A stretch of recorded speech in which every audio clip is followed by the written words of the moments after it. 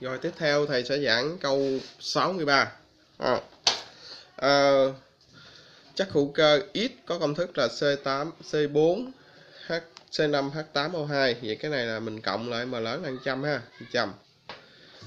Cho 5 gram. Vậy là 5 gram mình chia cho 100 là 0,05. Tác dụng vừa hết với nào H thu được hợp chất hữu cơ.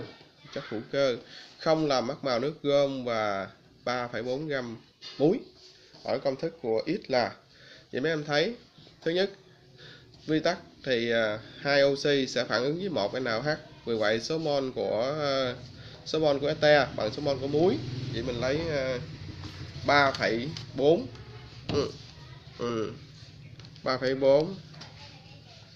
3,4 mình chia cho mấy 0,05 bằng 68. Mà góc của Ag của mình là gì? AgCONa là góc này là 67. Vậy mình trừ bỏ lại là được chữ H. Được không? 1, 2, 3. Được chưa? Và điều kiện còn hữu cơ còn lại không làm mất màu nước gôm. Vì vậy chất hữu cơ này khi thủy phân sẽ tạo thành gì? Khi thủy phân sẽ tạo thành ceton. Vì vậy chất này có một nhánh ha. Nhớ ha, chất này có một nhánh thì nó sẽ tạo thành ceton. Còn chất này liên kết đôi gần thì nó sẽ tạo thành aldehyde. Còn chất này liên kết đôi xa thì nó vẫn giữ liên kết đôi. Vì vậy aldehyde và liên kết đôi là mất màu nước gôm. Rồi 64. Thủy phân công thức C4H8O2 thực dịch NaOH và hai chất hữu cơ Y và Z. Trong đó tỷ khối hơi so với hydro là 16.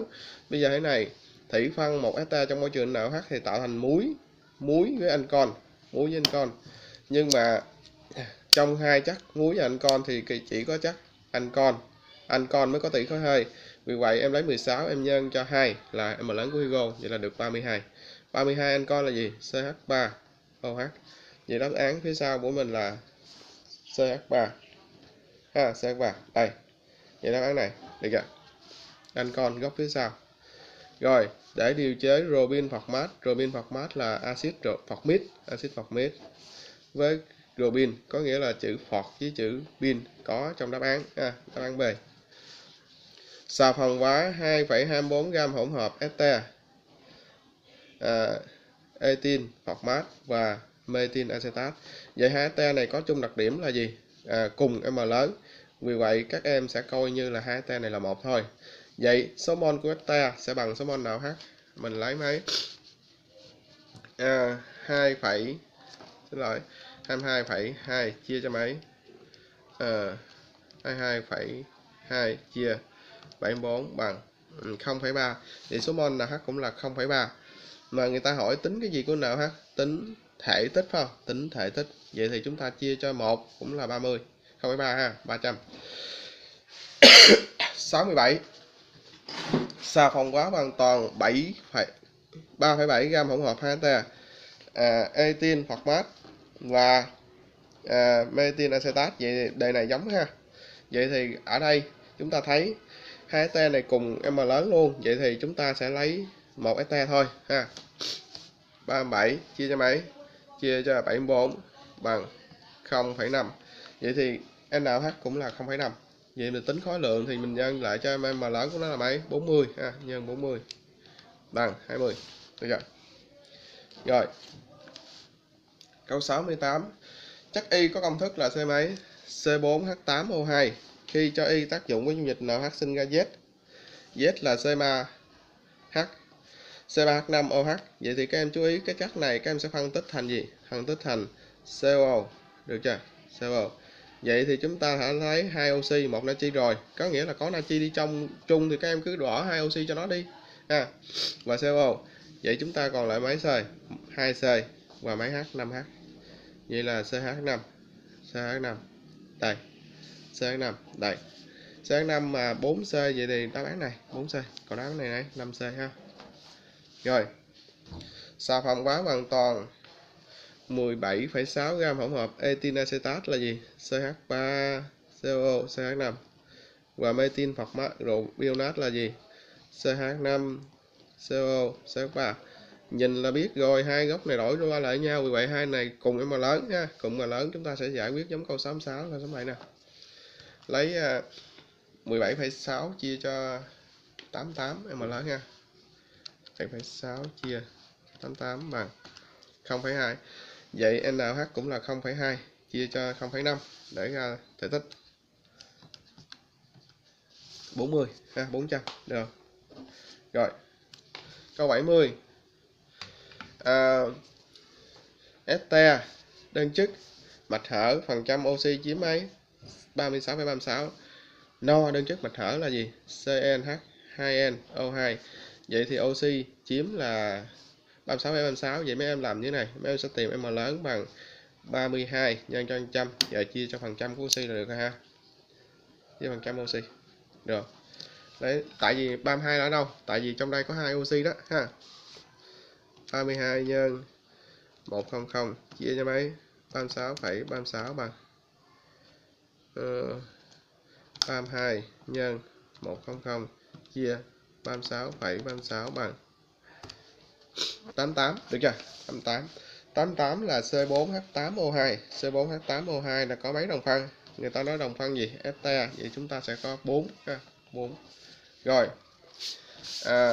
Este đơn chức mạch hở thôi chứ không nói no hay không no. Vậy chúng ta, người ta có phần trăm carbon là 50. Vậy chúng ta sẽ cộng lại. Đâu? Ethyl acetat là C4H8O2. Vinin acetat là C4H mấy? H6O2 ha, vinin. Methyl acetat là C36O2. Và vinin format là C3H4O2. Rồi, các em sẽ lấy số carbon chia cho tổng. Ví dụ như đáp án này là 48 carbon, 48C nè. Xin lỗi. 12 nhân 4 là 48 á, 48 chia 88 ha. 48 chia. Xin lỗi, 48 mà chia 88 chứ không bằng rồi ha. 54 mấy mấy? Vinin là 48 chia mấy? 48 chia cho 86. Còn này là 36 chia cho 74. Cũng không được luôn. 36 chia 74 không được luôn. Vậy chúng ta sẽ lấy là 36 chia mấy? 72. Vậy được. 36 chia 72 là ra 50% ha. Đáp án D. Este này là 74 gram. Còn ancol của mình là 4,6. Nếu như mấy em sử dụng công thức là gì? AgCO giờ phải chọn NaOH tạo thành gì? AgCO-Na và Ag'-OH thì các anh sẽ biện luận theo góc ancol ha. Nhưng mà nhìn vô đây mình sẽ biết rồi, 74 là gì? C3H6O2 đó. Rồi ancol là C mấy? C2H5OH. Vậy este của mình vậy muối của mình còn lại là gì? HCONa. Được. HCONa. Vậy là H là 6,68 á, là 6,8 luôn đó ha, 0,1 á. Được không? Mình biện luận nha, tự biện luận. Biện luận góc thứ nhất là góc Ag phẩy bằng 1 hay là góc xin lỗi, góc Ag phẩy bằng C3 hoặc góc S phẩy bằng C5. Được không? Biện luận nó sẽ ra. Rồi, đốt cháy hoàn toàn 1,6 gam este. Thu được CO2 3,52 chia mấy? 44 bằng 0,08. Nước 1,152 chia mấy? Chia 18. Được. Bằng 0,064. Vậy nước nhỏ hơn CO2, vậy mình lấy CO2 trừ cho nước để ra số mol este luôn, trừ 0,08 bằng 0,16. Vậy là số mol este là 0,16. Mình lấy số mol CO2 chia cho số mol este. 0,08 chia 0,016 bằng 5. C5. Đây C5. C5 mà không no nè ha, có 1C ha. Rồi. Đốt cháy 0,9 gam este thu được CO2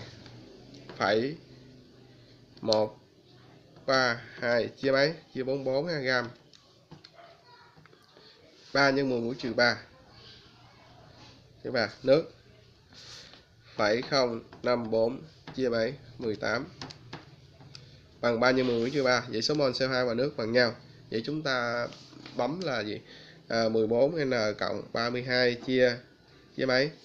Chia cho MST bằng N chia 0,003 đó ha. 3 nhân 10 mũ trừ 3 đó. Rồi 14 alpha x cộng 32 số ngàn phẩy 09 vào 9 alpha bằng alpha n 0,003 xếp số bằng C2 ha, C2 được. Rồi đáp án B. Rồi thủy phân 1ST đơn chức được không? Thu được muối natri phosphate là gì? HCONa là 68. Vậy là mình lấy gam chia mol, gam chia m lớn 9 phẩy mấy 9,52 ha. 52 chia 68 bằng 0,14. Vậy thì mình lấy muối, lấy gam của anh con chia 0,14 ha. 4 chia cho mấy? Chia cho chữ answer nữa đó bằng 60. Thì anh con của mình 60 là C3H7OH. Vậy là Robin ha. Đâu Robin đâu? Robin có một đáp án nè, Robin iso nè ha. Rồi. Đốt cháy 4,4 gam hợp chất hữu cơ đơn chức, sản phẩm cháy gồm CO2 là 0,2, nước là cũng 0,2, vậy là CO2 với nước bằng nhau. Rồi mình bấm shift số để mình tìm ra N ha. 14 alpha x delete cộng 32 chia mấy? Phẩy 44 4 alpha bằng alpha x số mol là 0,2 phải không? 0,2. Rồi xếp số bằng 4. Vậy là eta của mình là 4C. C4H8O2. Rồi để nó đi.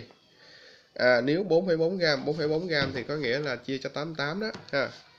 4,4 chia 88 bằng 0,05. Rồi nhớ đó. 0,05. Muối của mình là 8,4. 4,8 mình chia 4,8 chia cho chữ answer nãy số mol đó bằng 96. 96 là muối gì? Muối C2H5 CONa được không? Các em cộng ha. Rồi. Vậy là góc này là góc Robin. Robin 1 đáp án. Robin 2 đáp án. Robin là 3C, acetin là 2C nữa là 5. Vậy là Robin hoặc metin ha là 4C được không? Rồi, câu 77.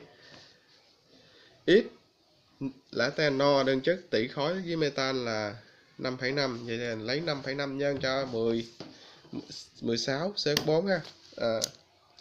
5,5 nhân 16 bằng 5,5 nhân 16 bằng 88. Rồi 88. Vậy thì số gram meta chỉ có 2,2 thôi. Mình lấy 2,2. 2 chia cho chữ answer nãy là 0,25. Rồi nhớ chữ đó. Lấy muối 2,05 chia cho chữ answer nãy bằng 82. Muối 82 là gì? CH3CONa. Vậy là CH3. Không có, chỉ có đáp án ha. Rồi 0,3. 0,3 nước với CO2 bằng nhau rồi. Rồi vậy thì này là bấm gì? 14 N cộng mấy 32 chia cho gì? 7,4 phải không? 7,4 alpha bằng N chia mấy? Chia 0,3 phải không? 0,3 xếp số bằng 3C ha. 3C có 2 thằng nhưng mà C3H6 với nước CO2 bằng nhau, được chưa? Rồi tiếp theo. Một STX được tạo bởi axit no đơn chất, ancol no đơn chất luôn, tỷ khối CO2 bằng 2, vậy là 88. Đây. C48O2. Đốt cháy hoàn toàn một lượng hectare thu được oxy là 0,3, CO2 là 0,3. Vậy là CO2 với gì? Oxy bằng nhau. Vậy là CO2 mình căn là bằng là gì? Chữ N, còn 3N trừ 2 chia 2. Vậy mình tìm được N bằng 2 ha. Được, nhân chéo là 2N nè. 3N trừ 2N còn 1 nữa, N qua số 2 chuyển qua đây. Được không? Rồi, đốt cháy 0,1 mol ester dẫn thu được 20g kết tủa dư. Vậy thì 20 là 0,2 chia cho 100. 0,2 mol CO2, vậy thì CO2 chia số mol ester sẽ được 2C, đáp án C, 2C. Rồi, số mol CO2 dưới nước bằng nhau là no đơn chức, thủy phân 6g, thu được trong NaOH, vậy là 6 chia cho 0,1 là 60, vậy ester mình 60. Đây, CH4O2. Ester X có phần trăm CHO lần lượt là, thôi bám vô oxy nha, bám vô oxy. Vậy nãy cái cách là lấy gì? Lấy 32 nhân 100 chia cho phần trăm oxy ha. 32 nhân 100 chia cho mấy? 43,24 bằng 7,4, 74 ha. 74 là 3C. Đây. Được chưa? Rồi. 2,22 g ester no đơn chức, NaOH là 0,03, vậy thì mình lấy gam chia mol ha. 2,22 chia 0,03 bằng 74. Vậy hai ester này 74 là ester 3C á. Ester này là 4, ester này là 3, ester là 3. Rồi đáp án C ha, 3C. Rồi. 86. Axit acetic và ethyl acetat. Tác dụng vừa đủ với NaOH 200 gam dung dịch 2%. Vậy là mình muốn tìm số mol thì mình lấy 200, mình nhân cho mấy 2%. 2 chia trăm cho rồi đi để mất công tìm phần trăm nữa, bằng 1. Mình chia lại cho m lớn của nó là 40. 1 chia 40 bằng 0,25. Vậy là số mol NaOH là 0,25.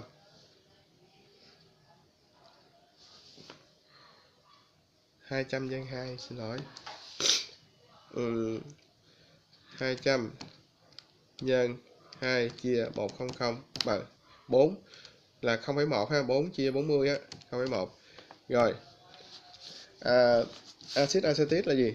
Axit acetic là CH3COO Na, còn ester là gì? CH3COO C mấy? CH5. Vậy thì chúng ta sẽ lập hệ 60 88 ha. 5 1 60 88 và 10,04. Cả hai đều phản ứng tỷ lệ 11, 0,1. Được chưa? Thầy bấm sai rồi. 60 88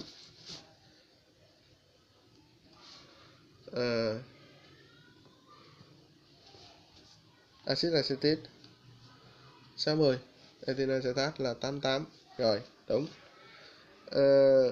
Vừa đủ. 1 1 1 0,1 đúng rồi ta. Sao kỳ ta? Chắc bị sai số ở đâu rồi. Ethyl acetat là 88. Rồi lập hệ giải thôi ha mấy em. Chắc số mol NaOH bị sai rồi. Được chưa? Mình tự lập hệ ha. Rồi. Câu 0,15 mấy gì á, NaOH là 0,15 á. Để thầy bấm lại coi.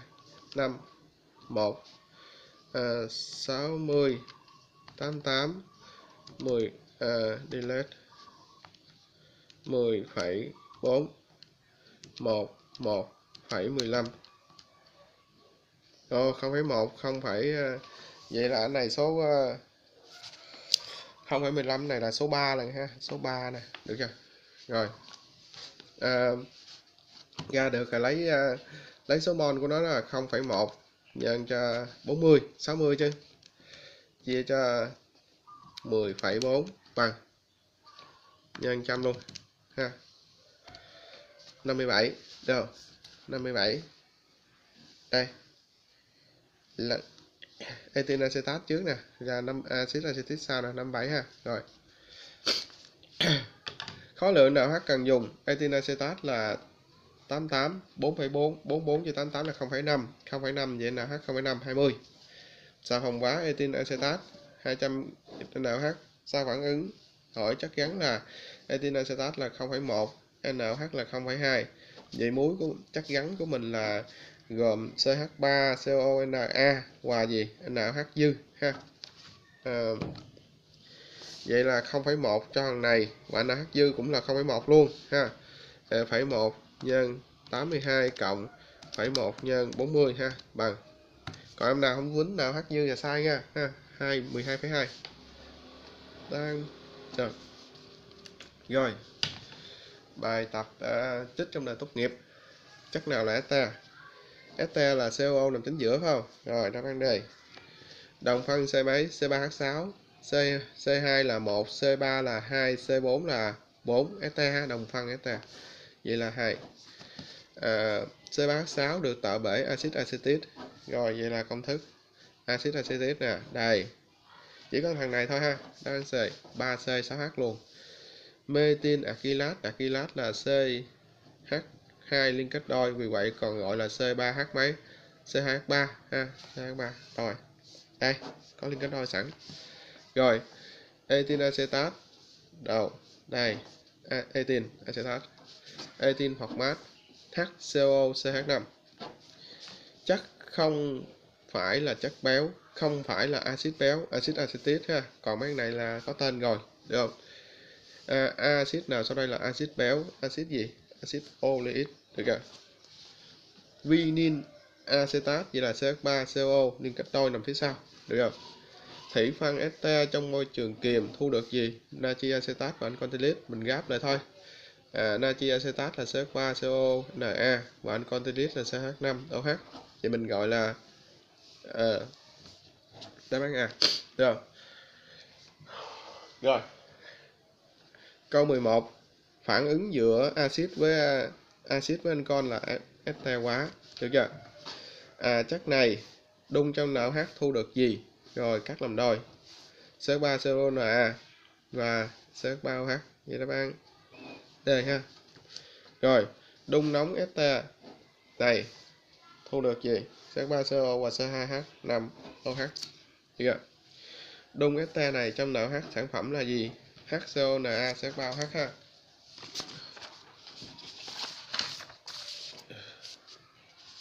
Đâu? HCONa CH3OH. Chất béo là chi este của axit béo với glycerol. Thủy phân lipid trong môi trường kiềm thu được muối với muối của axit béo với glycerol. Chất này là 88 nè, 8,8 là 0,1 nè. Vậy muối của mình là gì? Người ta hỏi khối lượng gì? Muối là 82 nè. Vậy là 8,2 ha. Xà phòng hóa 17,6, thằng này trong NaOH mà thằng này là 88. Vậy là 0,2, được không? 0,2 người ta hỏi gì? Muối. 0,2 nhân 82. 0,2 nhân 82 là 16,4, được chưa? Rồi. Chất này là este 60. 60 là 0,1. Hỏi gì? Muối. Muối này là 68, vậy là 6,8, được chưa? Chất này X này. Tên của X là gì? Này là ạc ha, metin ạc, đúng không? Rồi. Metin hoặc etin hoặc mát là HCO C2H H5. Đây. Đun chất X trong chất X là C3H6O2 trong NaOH thu được chất này. Vậy thì mình cắt cái hình này ra mình thấy được 2C, vậy mình thêm phía sau là CH3, được chưa? Đây, các bạn à. Ở điều kiện thích hợp tạo thành metin hoặc mát. Metin hoặc mát là gì? HCO CH3, được. Đáp án B ha. Đun thằng này thì có gốc phenin phía sau thì nó sẽ tạo hai muối ha. Đáp án đều có natri nằm trong đó. Được. Hai bên đều có natri hết. Được. Rồi. Chất phản ứng được với dung dịch theo NaOH tạo này. Vậy thì gáp lại là gì? CH3CO CH5 ha. Đáp án C. Ở điều kiện thích hợp hai chất phản ứng tạo thành metin hoặc mát. Câu này mình quen rồi. Câu B. Đun hỗn hợp gồm ancol ethylit và axit acetic trong là phản ứng gì? Este hóa. Chất nào sau đây tác dụng với NaOH sinh ra glycerol? Là chiolin, chất béo. Este C2H4O2 9 gram. Vậy thì C2H4O2 là este, là HCO CH3. Vậy thì 9 gam chia cho 60 là 1, ha. 9 mà chia cho 60 là 1,5 rồi đó. 0,15 đó, 0,15. Vậy muối của nó là gì? Muối của nó là HCONa là 68, mình nhân cho 68. 10,2 đáp án B. Rồi, chất này là 0,15. Vậy muối cũng nó là 10,2 luôn, được không? Rồi. 3 chất hỏi số đốt cháy hoàn toàn thu được 0,8 mol nước mm gam CO2. 3 chất này để ý nè, 1C2H, 2C4H, 3C8, 4C8H. Vậy là số mol CO2 với số mol nước bằng nhau. Vậy là nước là 0,8. Nước là 0,8, vậy thì CO2 cũng là 0,8 nhân 44 ha. 0,8 nhân 44 bằng 0,8 nhân 44 bằng 35,2. Đây. Trong công nghiệp, một lượng lớn chất béo dùng để gì? Sản xuất xà phòng và ancol và glycerol ha. 0,1 mol este đơn chức NH là 0,135, được không? 0,135. Vậy nhìn vô là biết NH dư là 0,035 rồi đó, được không? Vậy thì mình lấy gắn này nè, mình trừ cho gắn là mình trừ cho 0,035 ha, nhân 40 á, 9,6 trừ 0,35 nhân 40 bằng 9,6 trừ mẫu mặt 0,035 nhân 40 bằng đây 8,2. 8,2 mà ST là 0,1 là 82 là gì? CH3, được không? Có một đáp án thôi, được không? Polyit là chất gắn trong suốt có khả năng cho ánh sáng truyền qua tốt, đó là metil metahylat ha. Đáp án D, thủy tinh hữu cơ. Rồi, ST là sau đây phản ứng ST có công thức là C. Đây. Phenylacetat ha. CO C6H5. Được chưa? 6C với 2C nữa là 8C. Rồi. Thủy phân hoàn toàn một lượng triglycerin thu được trong não H thu được mol với mấy 3 mol muối là phải có chữ natri nè, natri terat nè, natri terat. Vậy thì 3 mol natri ha. Đó. Rồi chất ít đây, vậy là gì? Ethyl format, được không?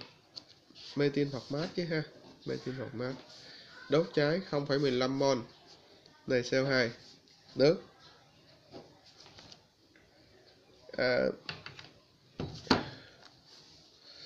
Nước là 8,1 chia cho mấy?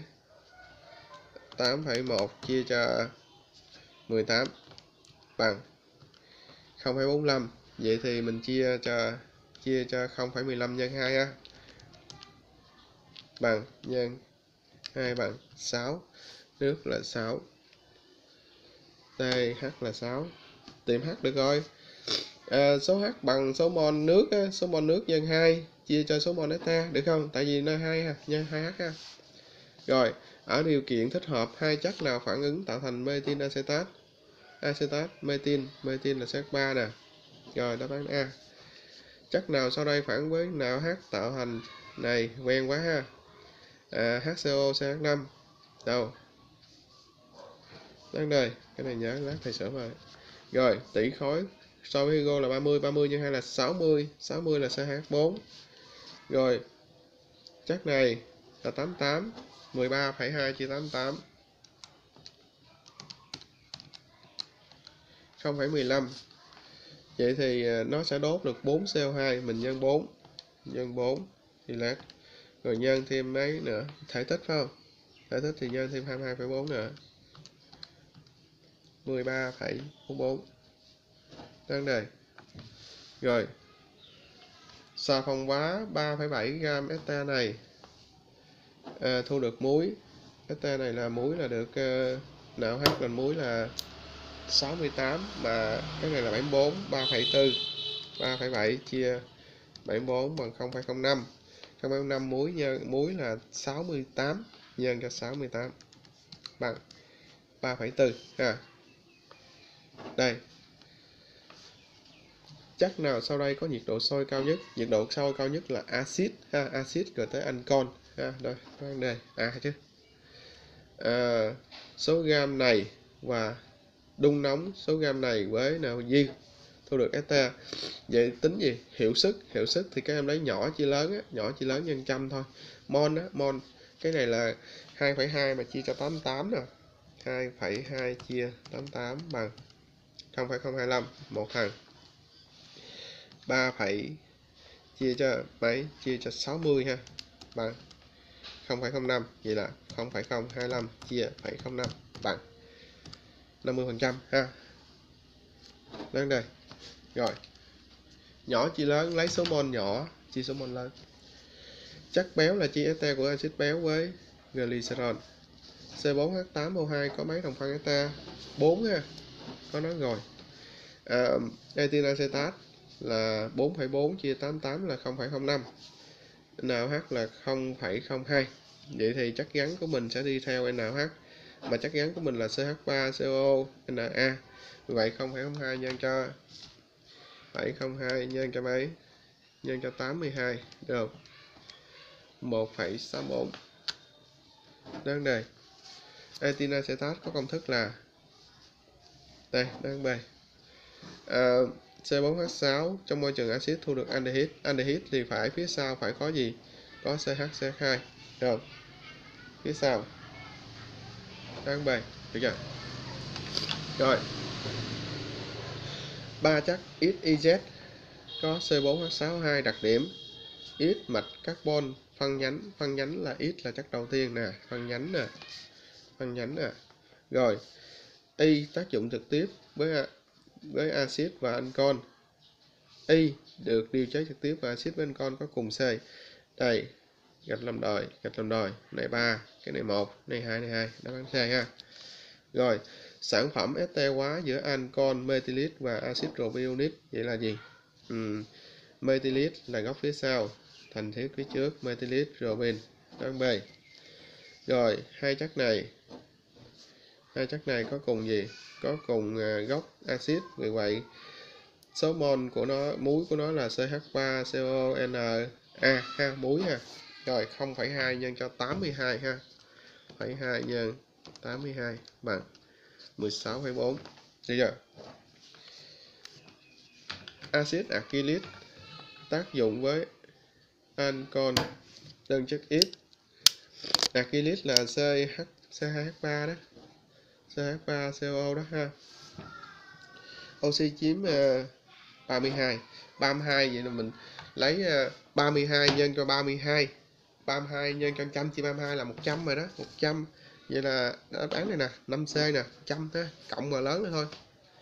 Xà phòng hóa hoàn toàn este, ít mạch hở. Trong NaOH thu được hỗn hợp chất hữu cơ này và này. Chất hữu cơ này thì 2C, mấy C? 3, 4, 5, 6 chứ, 6 C. 1, 2, 3, 4, 6 C. Rồi, H thì các em biết OOC là COO. Một thằng thì là C2H5, còn thằng kia là gì? C2H3 thôi chứ không phải CH5 á, CH3. Vậy là mấy H? 8H.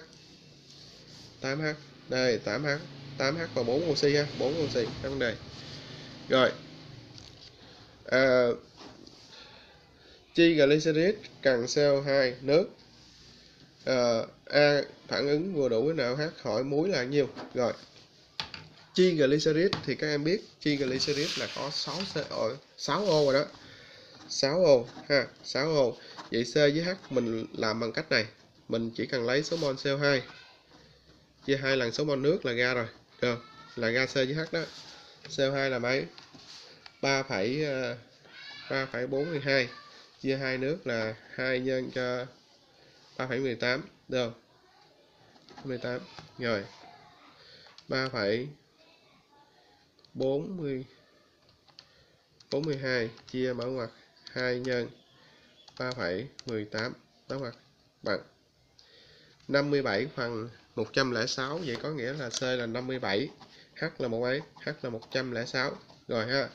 Vậy thì chắc này sẽ là chắc này là tác dụng với gì? Tác dụng với NaOH sinh ra muối. Thì chắc này là bao nhiêu mol ta? Chắc này là nhiêu mol? Bằng cách mình lấy số mol CO2 nè, 3,42 chia cho số 57 ha. 57 được không? 3,42 chia cho 57 bằng chắc này là 0,06 mol. Vậy là 0,06 mà theo quy tắc phản ứng với NaOH thì nó sẽ phản qua NaOH tạo thành 1 glycerol. Vậy là 0,18 glycerol là 0,06. Rồi. Mình lấy là M lớn của nó là nhiêu ta? 12 nhân cho 57 cộng cho 106 cộng cho mấy? Cộng cho 16 nhân 32 bằng lộn rồi. 12 nhân 57 cộng cho 106 cộng cho mấy? 16 nhân 6 không? Bằng 8. 16 nhân 6 này, số này số 9. Số này số 9 mà số 6 mình trừ ra mấy? Trừ ra 3 ha.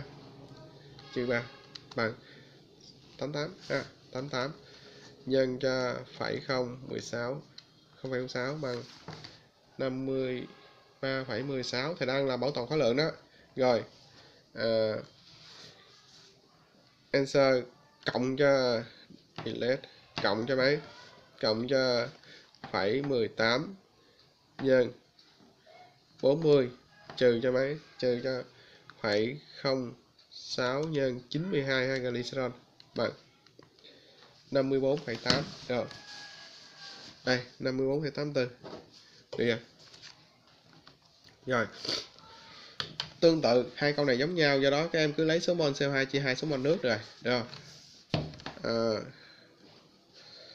0,798 chia mở ngoặc 2 nhân cho 0,7 đóng ngoặc bằng 57 phần 100.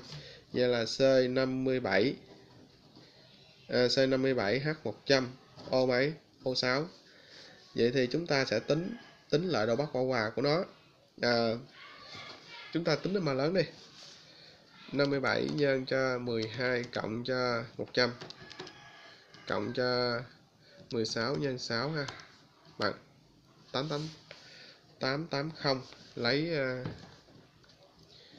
24,64 chia 880 bằng 0,28. Số mol của nó là 0,028 được. Rồi chúng ta tính độ Bắc bão hòa bằng cách chúng ta lấy số 100 nè, chúng ta đốt là được 57 CO2 nè và 50 nước nè, trừ ra là được 7. Vậy độ Bắc bão hòa của nó là độ Bắc bão hòa nó cộng thêm 1 nữa là 8 độ Bắc bão hòa. 8 độ Bắc bão hòa mà thường nó sẽ có trong chi glycerid nó sẽ có 6 oxy, nó đã nhận hết 3 độ Bắc bão hòa nên hệ số cân bằng của nó với grom là số 5 được không? 0,028 nhân cho 5 bằng 0,14 tăng B ha. Rồi. Năm 2017 vừa rồi đó. Công thức nào sau đây là công thức của chất béo? Được chưa? Dài quá.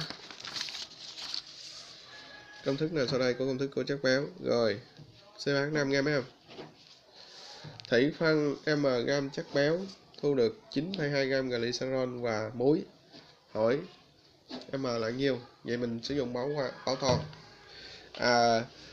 Muối có rồi, glycerol có rồi. Vậy là glycerol là 0,1. Vậy là 9,2 cộng 91,8 trừ cho 0,1 nhân 40 ha. 0,1 nhân 40 còn nhân 3 cái nữa ha.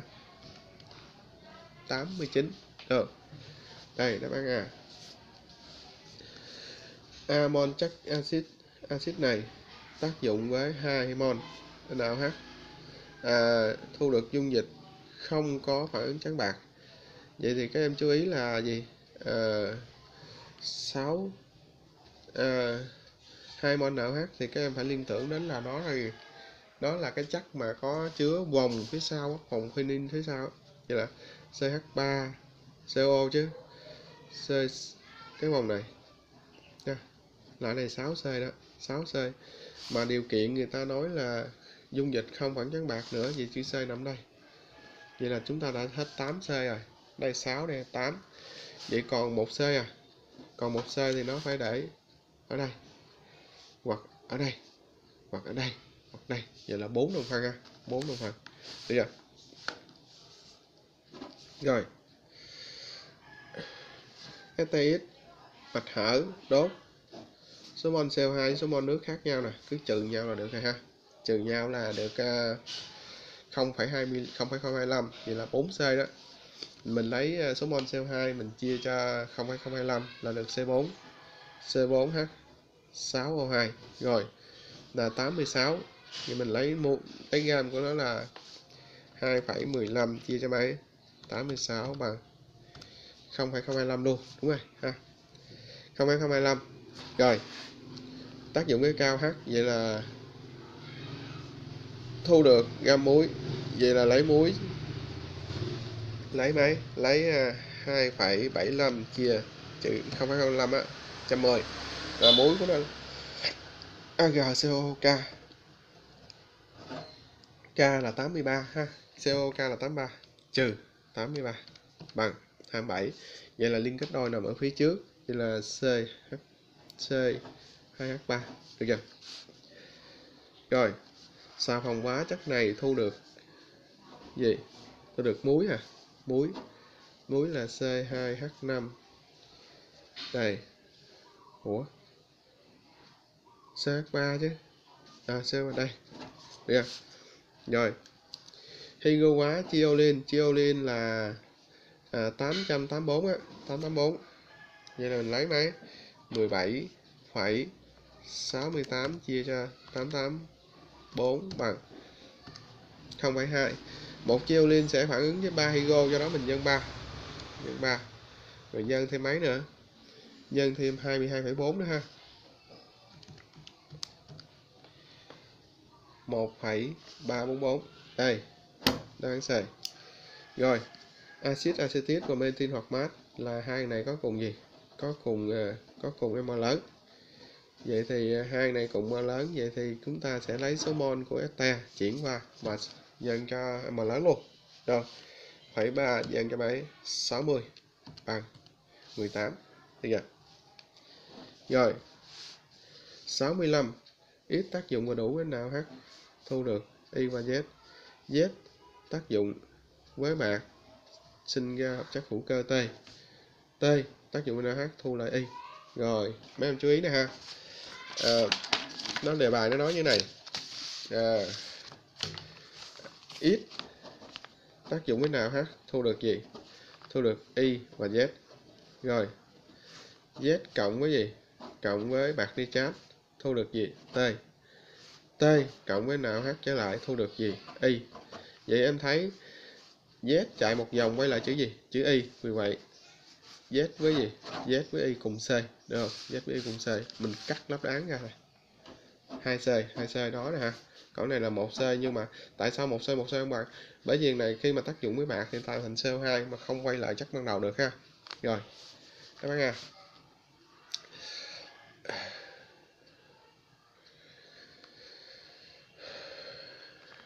Rồi, các em thầy giải những câu dễ chứ. Chất nào sau đây tác dụng với NaH tạo ra glycerol là chất béo ha. Rồi, xà phòng hóa. Cái này là bảo toàn khối lượng, đúng không? Cái này là nhân 17,8 cộng cho số mol NaH là 0,06 nhân 40. Được không? Mình trừ cho số mol khối lượng glycerol là 0,02 thôi. Trừ 0,02 nhân mấy? 92 ha. Bằng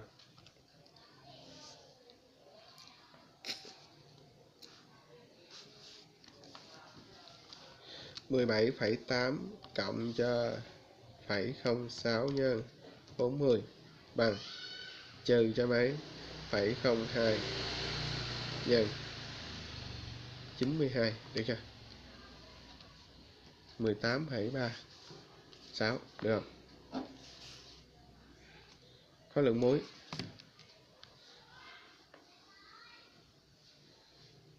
Rồi, amon glycerol tác dụng tối đa với 6 mol rom mà một chia lên 3 higo á, giống như nãy thôi, 3 higo. Vì vậy số mol của nó là chia làm 3 là 0,2 ha. Rồi, nữa thầy làm tiếp ha.